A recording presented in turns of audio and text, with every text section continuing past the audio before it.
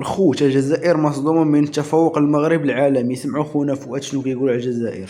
خوت سمعوا مزيان وتصنتوا. الارضيه ديال الكيران راهم يجيبوا الكيران الحافلات.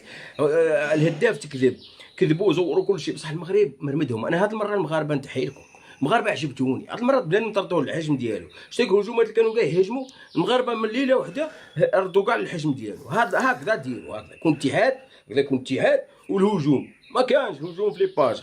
المغرب انتم شفتوا المغرب على حقيقته، المغرب راه خدام. الحافلات هذه الحمد لله، يعني يمكن هذه المنفعه اللي دارتها الهداف وكل شيء باش كاين الشعب اللي ما كانش عارف بلا المغرب هو اللي صنع الحافلات في المغرب. دوك عرف المغرب هو اللي صنع. المغرب عنده مصانع، عنده كل شيء الحمد لله. هكذاك عطيتو حاجه كبيره للناس باش تعرف المغرب على حقيقته. المغرب هو يصنع كل شيء ويصنع الحافلات. هذه من جهه. المهم عجبتوني فيهم هذه المره، تحيه لكم. عجبتوني فيهم صفعوا، معليش غير طحن ما تبدلنيش اللور، حاط في لي باج وضرب باش هكذاك يخافوا ويوليو هما مارشاليه شويه. لان هما غير شافوا واحد شويه المغرب هجموا عليهم، بقاو يكذبوا. هذه من جهه. كاين واحد الحاجه اخرى، كاينه قناه ايطاليه. قناه ايطاليه انا حطيت لكم هنا، بعد دارت روبورتاج قالت لك حنا ولينا من العالم الثالث والمغرب من العالم الاول.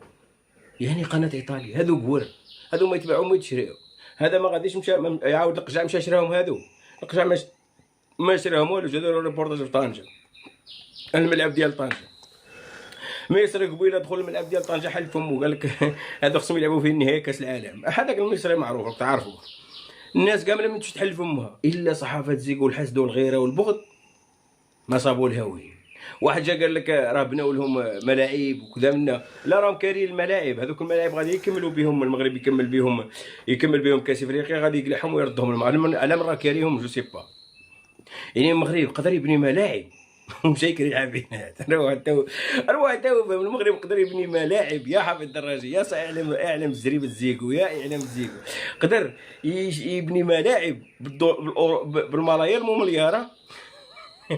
ضرب وجيز ويمشي يكري حافلات. والله الا تشوف بينتو العالم. والله الحقيقه المرضيه اللي راه فيها الحافله قداش يشوف فيها الترقيم المغربي. نقول لك واش انت تمشي تكري حافله وغادي تجي تعشرها يعني تعشرها في المغرب، دخلها المغرب تعشرها وتبدل لها البلاكه، ومن بعد شهر خصك ترد لهم الحافله وهما عاودوا يمشيو عندهم